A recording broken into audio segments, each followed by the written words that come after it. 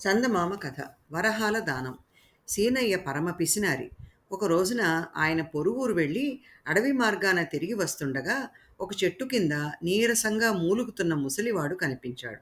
వాడు సీనయ్యను చూసి, అయ్యా, ముసలివాణ్ణి, దాహంతో నాలుక పిడసగట్టుకుపోతున్నది, ఇన్ని నీళ్లు పోసి ప్రాణాన్ని నిలబెట్టండి అన్నాడు. సీనయ్య వాణ్ణి సమీపించి, నేను పిసినారినని అంతా చెప్పుకుంటారు. నా దగ్గర మంచినీళ్లున్నాయి, కానీ ప్రయోజనం లేనిదే నేనే పని చేయను. నీ దగ్గర డబ్బుంటే చెప్పు, ప్రతిఫలం తీసుకుని నీ ప్రాణాలు నిలబెడతాను అన్నాడు. ముసలివాడు తన దగ్గరున్న వెండి నాణ్యాన్ని తీసి సీనయ్యకిచ్చి, ఆయనిచ్చిన మంచినీళ్లు తాగి, ఇప్పుడు ప్రాణం లేచి వచ్చినట్టుంది, నీ మేలు మర్చిపోలేను, నీతో మీ ఊరు వచ్చి నీ సాయానికి ప్రతిఫలంగా ఏదైనా ఇచ్చుకుని వెళతాను అన్నాడు.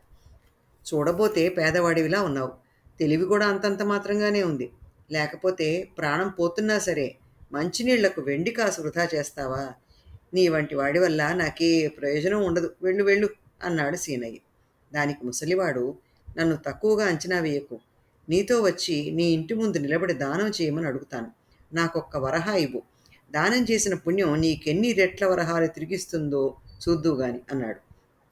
వరహా మాట అట్లా ఉంచు, నీకొక్క రాగి నాణ్యం కూడా దానం ఇవ్వను, నాకు ఈ పాపపుణ్యాల మీద నమ్మకం లేదు అన్నాడు సీనయ్య. నేను చెప్పేది పూర్తిగా వినకుండా కంగారు పడతావేం? నాకు దానం ఇస్తే అది 1000 రెట్లై వెనక్కు వస్తుందని చెబుతాను. నా మాట విని నువ్వు నాకు దానం చేశావంటే ఊళ్ళో గొప్పవాళ్ళందరూ కూడా నాలో ఏదో మహిమ ఉందనుకుని నమ్మి దానం చేస్తారు. అలా నెల రోజులు చేయాలంటాను. ప్రతిఫలంగా నీకు రోజు 1000 వరహాలు ఇచ్చుకుంటాను అన్నాడు. 1000 వరహాలు ఇవ్వటం వరకు బాగానే ఉంది, కానీ నువ్వు నన్ను మోసం చేస్తే నా వరహా పోయినట్లే కదా అన్నాడు సీనయ్య. నీకంత అనుమానంగా ఉంటే ఇదిగో ఈ వరహా నీకిస్తున్నాను, ఇదే రేపు నువ్వు నాకు దానంగా ఇద్దువు గాని అన్నాడు ముసలివాడు. సీనయ్య మారు మాట్లాడకుండా ముసలివాణ్ణి తనతో పాటు ఊర్లోకి రానిచ్చాడు. మర్నాడు అంతా అనుకున్నట్లే జరిగింది. సీనయ్య దానమిచ్చాడన్న వార్త కార్చిచ్చులా ఊరంతా వ్యాపించింది. సీనయ్య వంటి పిసినిగొట్టు వరహా దానమిచ్చాడంటే ఆ ముసలివాడిలో ఏదో పెద్ద విశేషం ఉండి ఉండి ఉంటుందని ఊళ్ళోని వ్యాపారస్తులు, భాగ్యవంతులు మాత్రమే కాక అంతో ఇంతో ఉన్న ప్రతి ఒక్కరూ ముసలివాణ్ణి వెతుక్కుంటూ వెళ్ళి వరహా చొప్పున దానం చేశారు. ఈ విధంగా మొదటి రోజునే ముసలివాడికి 10,000 వరహాలు లభించాయి. వాడు సీనయ్య ఇంటికి వెళ్ళి ఆయనకు 1000 వరహాలు ఇచ్చి, రేపు కూడా ఇదే విధంగా దానం చేయాలి సుమా, మర్చిపోయావు అని హెచ్చరించాడు. ఈ 1000 వరహాలు నాకిస్తానని ముందే మాటిచ్చావు, అంటే ఇవి నావి. మరి రేపు దానం చేస్తే ఆ వరహా పుచ్చుకుని నువ్వు మళ్ళీ కనిపించకుండా పోతే అన్నాడు సీనయ్య. ముసలివాడు మారు మాట్లాడకుండా తనకు దానం చేయటానికి సీనయ్యకు వరహా ఇచ్చుకుని వెళ్ళిపోయాడు.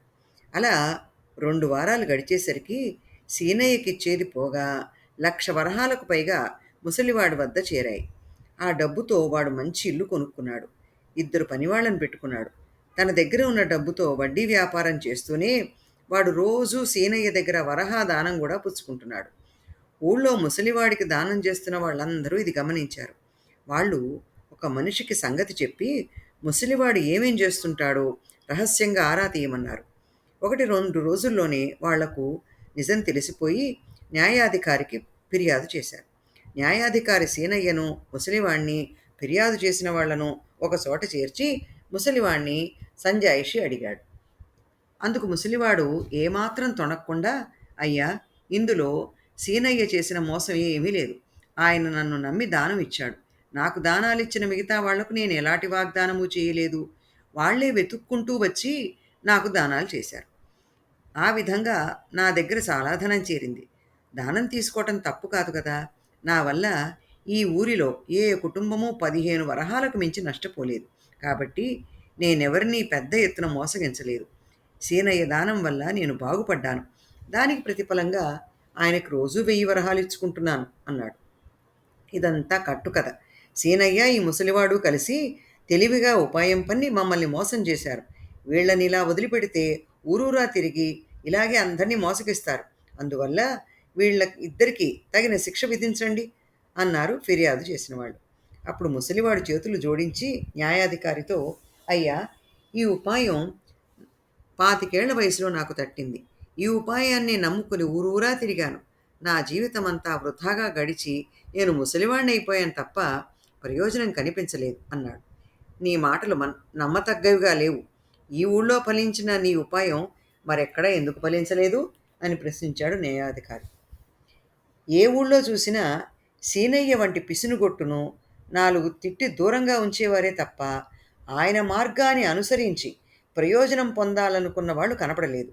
అందువలనే ఈనాటి వరకు నా ఉపాయం ఫలించలేదు. ఈ ఊళ్ళో సీనయ్య గొప్పతనాన్ని మెచ్చుకుని ఆయన చేసినట్టు చేయాలనుకునే వాళ్ళు కనీసం 10,000 మంది ఉన్నారు. ఆ కారణంగానే నా ఉపాయం విజయవంతమైంది. నాకు తెలిసినంతలో ఇలాంటి ఊరు ప్రపంచంలో మరెక్కడా ఉండదు అన్నాడు ముసలివాడు. తెలివితేటలతో తమలోని స్వార్థపరత్వాన్ని ఎత్తి చూపించిన ఆ ముసలివాణ్ణి చూడలేక ఫిర్యాదు చేసిన వాళ్ళందరూ సిగ్గుతో తలలు వంచుకున్నారు. ముసలివాడి ఉపాయం ఫలించిందంటే అందుకు కారణం వాడి తప్పు కాదని, తమ స్వార్థపరత్వమని వాళ్ళకు అర్థమైంది. సీనయ్యకు కూడా 10 మందిలో తన వంటి వాడి స్థానం ఏమిటో ముసలివాడు చెప్పిన తర్వాతే తెలిసొచ్చింది. ఆ తర్వాత ఆ ఊరికి మోసగాళ్ళొచ్చారేమో గాని ఆ ఊళ్ళో మరి పిసినుకొట్టులు మాత్రం పుట్టలేదు. కథ సమాప్తం. మరో మంచి కథతో మళ్ళీ కలుద్దాం.